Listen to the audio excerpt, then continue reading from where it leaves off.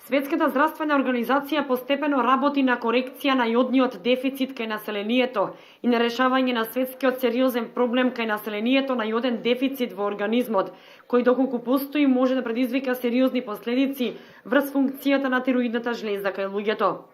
Стручни лица од Медицинскиот факултет од Скопје вршат испитувања кај децата од цела Македонија. Денеска присуствуваа во Кочани. Ние во Македонија сме јод дефицитарно подручје, према тоа за нас тоа е еден од многу сериозни проблеми на кои работиме од 1996 година.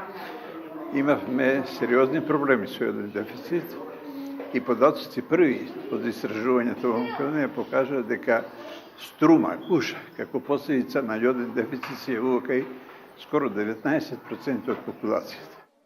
За решавање на сериозниот проблем направен е Национален комитет за јоден дефицит со програма преку која секоја година се работи и се остваруваат програмските начела и активности кои се актуелни.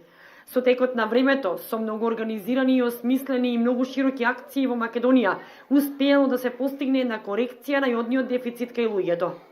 Новата популација, после уведување на јодна профилаксија 1999 година, тие деца, кои сега ги испитуваме уште еднаш да провериме каква е ситуација, немат гуша. Према тоа е еден голем успех за Македонија.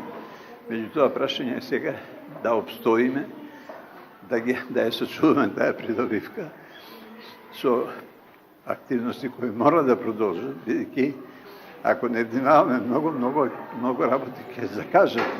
А јоден дефицит знаете се поврати многу лесно во една земја ако не го следите и ако не преземате потребни мерки во континуитет на време. Од досега реализираните испитувања кај децата од 8 до 10 години, констатирано е дека практично нема јоден дефицит и не представува здравствен проблем, како што било пред многу години. Испитани се деца од 30 училишта во Македонија, од секое училиште по 40 деца. Испитувањата се вршат преку ултразвук и ехо на тироидна жлезда и земање на урина за анализа на јод.